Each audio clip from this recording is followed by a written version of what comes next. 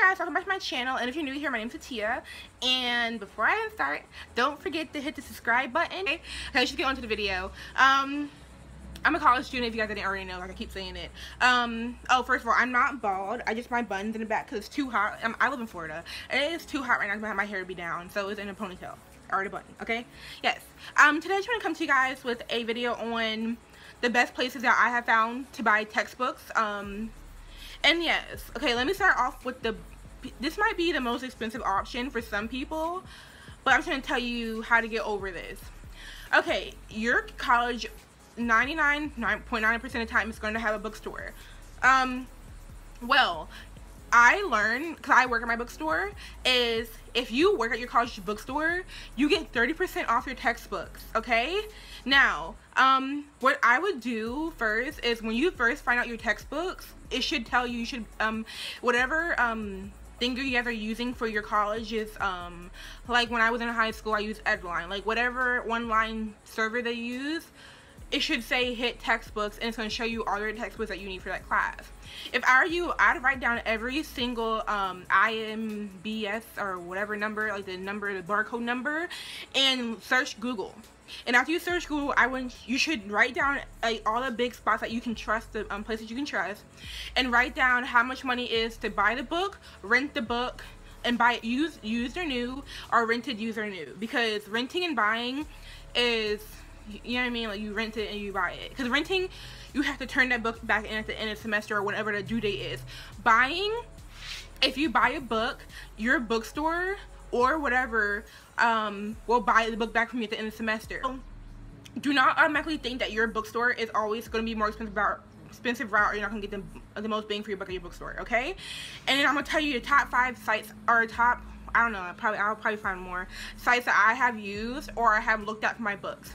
The first one is Amazon. Now, Amazon can get a little tricky because there's people who will actually, the books that they buy, they will mark the price up. Like I had a book and I was going to sell it back, and the book only cost me $100. I mean, the book cost me $100 to buy.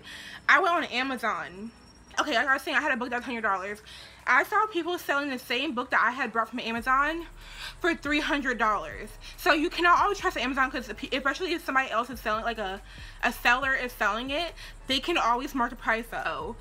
Yeah, just compare, because sometimes Amazon can actually cost more than your bookstore. So like I say, like the number 1 tip I have for you is to write down every website you trust compared to your bookstore, and how much it costs to buy it new and used, and how much it costs to buy it, rent it used and new. You know what I mean? So you have an idea, and you can make a chart and compare. So I made a chart compared. Okay, the second website I've used, I actually brought from, is Book Renter. And I had, because this summer I by myself, you know what I mean?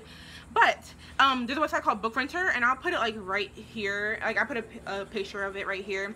And basically so I rented my book at the beginning of May, and it's not going to be due till the 2nd week of August, which is good. And then they send you free return labels. One of my classes I dropped, and I got into another class, and I already rented a book through them. And literally I went on a website, and they had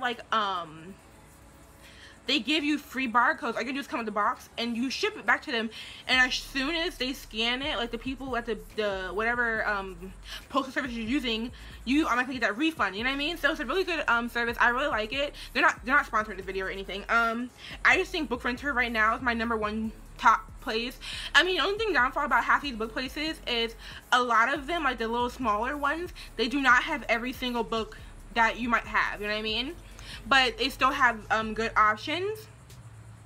The third place I would say is almost every college campus I know of has a bulletin board, and people post their books that they have, and they sell their books on the bulletin board. Like I remember the other day I was at my college, and somebody had a whole list of books that they were, I think they were I forgot what major, computer science or computer engineering major, I guess, and they had all their books for sale. And I remember going in my bookstore, because I worked there, and I saw one of the books, they were $180, and this dude was selling for $30.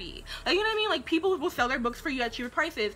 And the 4th place is find Facebook groups for your community. Whatever community you're in, like college community, they should have a Facebook page, and people literally sell their books for cheap. Like, say the bookstore costs $190 at the bookstore, they're selling a book for $30. Like, I would honestly, before you even consider buying your books from big stores and like your bookstore, go on Facebook, like go on like places like where people trade their books at, because you can get the same book that costs $300 for $10, you know what I mean? Or you can get it for free. I know people who sell their really high priced books for free because they don't want them anymore, you know what I mean? So just before, like, honestly, this video is probably gonna be long. I'm sorry if I'm talking fast. This just always make sure, you know what I mean? And then Chegg, but I never used Chegg before. I just see a lot of people praising Chegg. But yeah, all I say is use Amazon, Book Renter, your Facebook group, and your bookstore, because it'll be cheaper. And let me tell you a little backstory about my bookstore. Last year, my spring semester of 2016, my books came up to $1,000. I went to my bookstore and I had a discount, and I had my 3% discount. My books came up to $500. You can't go wrong with $500, you know what I mean? Especially if your books originally cost $1,000.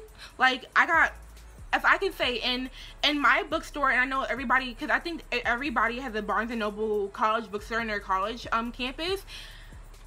Go on that website and see when they're hiring, because they do seasonal work, like during rush, when they have like the fall, spring, and summer rush, when people are always, that time period where people are just coming in at the new school year and people buying their books. It's called rush. And they normally have temporary jobs available, and the job lasts from that time until the second week of college, and the second week of classes starting.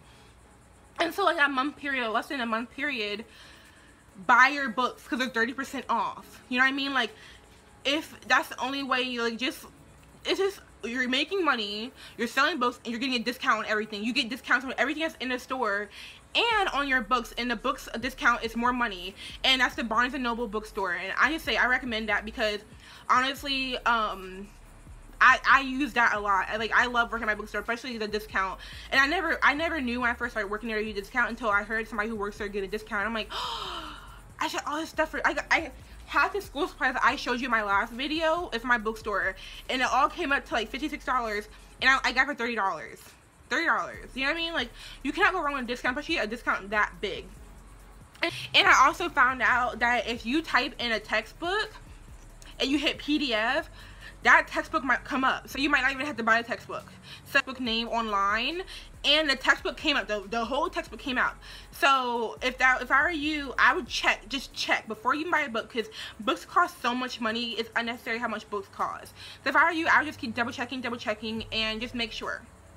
And so I have to say, just be smart about textbook using, because this semester, my books came to $1,018 for my textbooks. So I'm taking biology and math, algebra, and world religions, and U.S. history, and my books come up to $1,018.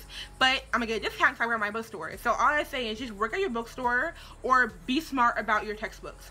And that's all I have to say. I think that's the end of the video. This video probably gonna be long, and sorry if I talk fast. And yes, don't forget to comment, like, and subscribe. And I'll leave requests of next videos I can do for my back to school series.